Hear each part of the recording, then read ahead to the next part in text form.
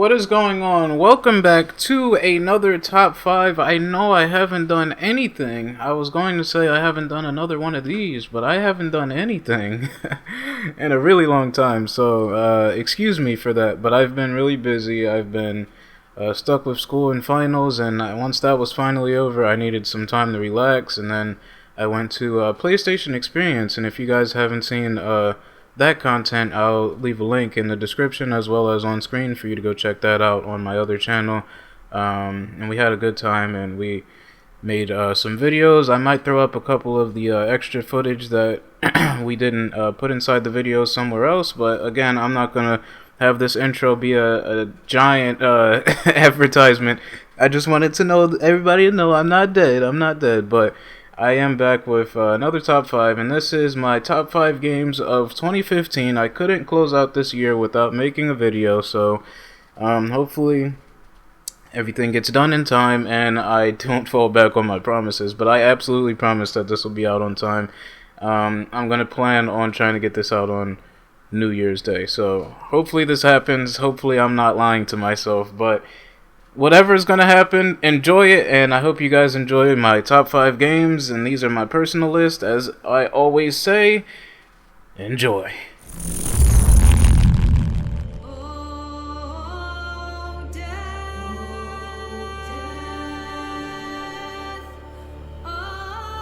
Until Dawn. Until Dawn came out in the later part of the year, but I thought it brought with it a pretty surprising story. While Until Dawn's story-driven cinematic gameplay isn't a first of its kind, the amount of choices and how they may impact your story is definitely something that felt fresh and added a little bit more uniqueness to every playthrough. The story was a mystery caused on a ski lodge in which 2 sisters were mysteriously found dead after running off into the adjacent forest. In the game, you take control of a cast of many different personalities. You play Sam the adventurous one, Mike the jock-type ladies man, Josh the party-goer and brother of the lost sisters, Chris the average slightly nerdy type character, Ashley the mediator who just really honestly wants everybody to enjoy themselves, Emily the stuck-up princess type character who must be waited on hand and foot, and ex-girlfriend of Mike, Matt, Emily's jockey boyfriend who honestly just is trying to fit in, and Jessica, Mike's current girlfriend, and kind of the average wild girl party type character. These characters create an interesting dynamic relationship-wise because the majority of them just simply don't fit right in, so it's up to you to steer them sort of in the right direction or maybe the wrong direction depending on what you want. Conversations between the teens feel natural, but in this game it is very important to be careful of what you say as it could become your horrible downfall. What are you doing?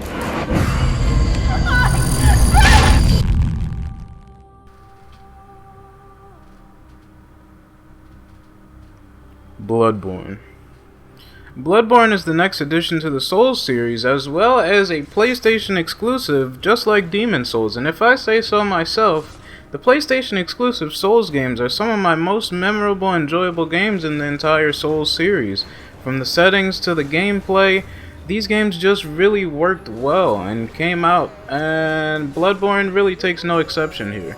The game is focused on the concept of hunters who are trapped in a terrible nightmare in which people are transformed into horrific beasts by tainted blood, and monstrous enemies are literally around every single corner. The gameplay focuses widely on gun and swordplay with the added addition of trick weapons, which are really just transformed, stronger, sometimes faster, and even sometimes more dynamic versions of your base weapons, which is kind of new, obviously, to the tradition, as previous titles focus on sword and shield play, or barehanded nude gameplay, if that tickles your fancy. This game is as hard as ever and very unforgiving. A wrongly timed dodge or an improper swing can quickly become your end, and that is what makes everyone hate the game so much. They love it. You'll die a lot, and sometimes for unfair reasons, honestly, but that's just what these games are for, and I can't say I fault the devs for continuing this cycle. The Old Hunters DLC brings new trick weapons and altered locations that you've previously visited in the main game to the table as well. And it is by far the literally hardest experience I have had to experience, and not just me personally. It's almost a consensus that it's the hardest experience in the entire game so far yet. I don't know if there's going to be more DLC expansions after this, but I will say that I'm really enjoying it. I've been taking my time, so I haven't beaten it yet, but I'm almost done. I'm on the last boss, so I really enjoyed it. It was really hard. Took a lot of preparation and a lot of focus, really. Unfortunately, I had the misfortune of beginning the DLC when I was on New Game Plus, and let's just say that wasn't an enjoyable experience whatsoever. The sound, weapon, and level design in this game is really great, and when you take the time to appreciate it, and even if you aren't into the Souls games, you'll really enjoy it. You'll enjoy the atmosphere and all the things that come with it. If you aren't into Souls games, I would still really highly pick it up, at least even if you can go out and get a rental or something like that, just so that you can experience it for yourself and, you know, get immersed inside the universe. At least put on your headphones and sort of listen to the dialogue. It's kind of one of those like weird creepy games but you can't keep looking away, but you keep looking at it anyway, and it's like, it's so gross, but I want to look at it anyway. That's what this game is, and that's what makes everybody love it and hate it so much.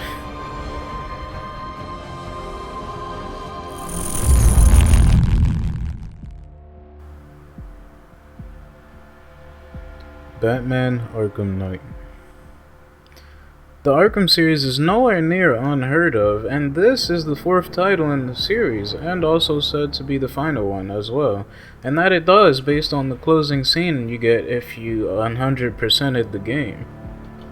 While the fighting and gadgets are mostly the same, this is probably the most enjoyable Arkham game yet, next to Arkham Asylum probably.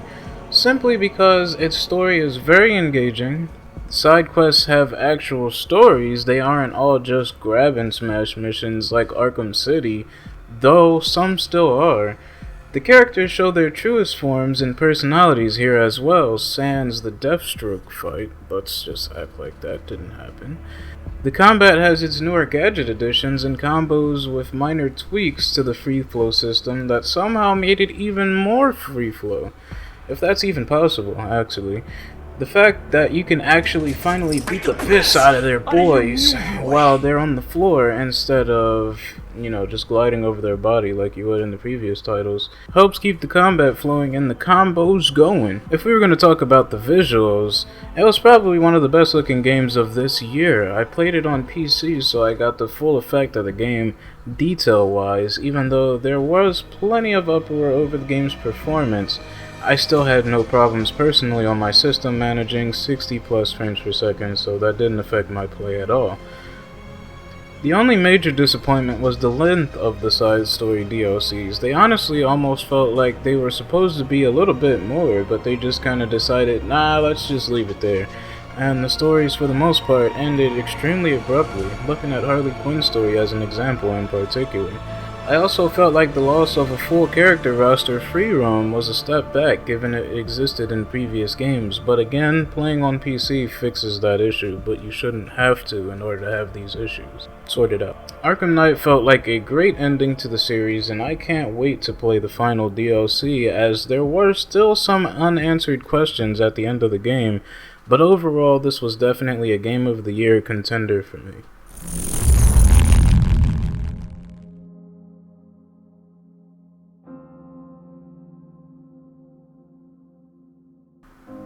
Soma. I sort of felt like this was the year of story-driven games, and that's exactly what came with Amnesia creators' new title, Soma. They hit the nail on the sci-fi thriller feeling with this game in particular. While it wasn't so much horror as the previous games have set the bar with, it was an interesting and surprisingly deep story, so much so that after completing the game, I felt like I needed to rethink my own life. Yes, it's that deep.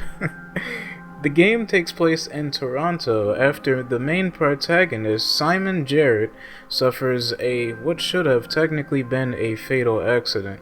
The accident causes severe brain damage, which requires Simon to take medication to subside some of the symptoms he has. Eventually, Simon is given an experimental brain scan, which is meant to tell Simon exactly what is wrong with him, but it turns out Simon wakes up almost 100 years later in the same scan room, but everything has changed. The world is coming to an end and everyone is dying.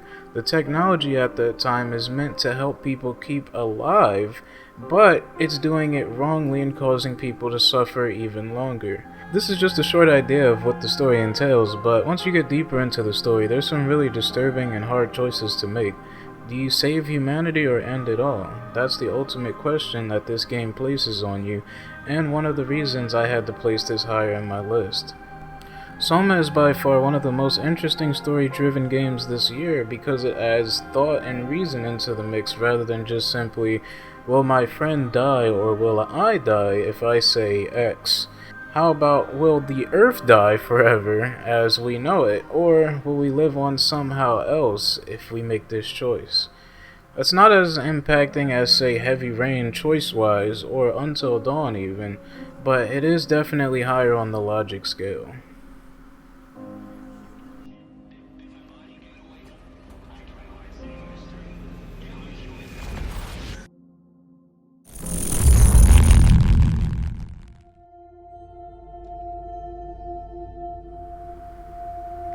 Life is Strange. Life is Strange is another story-driven game that came out earlier this year, which also hit the nail on the story-driven arc very well. The game takes place as teenage girl Max wakes up in the middle of a lighthouse as a tornado is coming to destroy her little town as she knows it. Your tale begins after you see a girl get shot after a heated argument, and Max, out of pure emotional distress, reaches out to do something about it, but what she didn't know is she now has the ability to rewind time. In this 5-part series, you take on the daily life of Max dealing with all kinds of bullies, friends, and people who you might have thought were there to help you, but really at the end of the day, they act like it's all cool and good, and they're your boy, but in reality, they're just waiting for the perfect time to backstab you, but like, come on, dog, for real, like, I trusted you, come on now, like. But seriously, this game, while it was a trip through just Max's life, it was very engaging and entertaining the whole way through. The story always, and I mean always, takes an unexpected turn by the end of each episode, so it keeps you on your toes while you spend the rest of the time investigating into the missing girl. If I get the time to, and I will replay through the entire game to relive it again, because just looking at someone else's game showed me that there were some small changes happening that didn't happen in my game because of their small choices. If you want a Telltale-like game experience, Life is Strange creator Dontnod Entertainment, creators of my previously praised favorite title Remember Me, is what you should be looking for.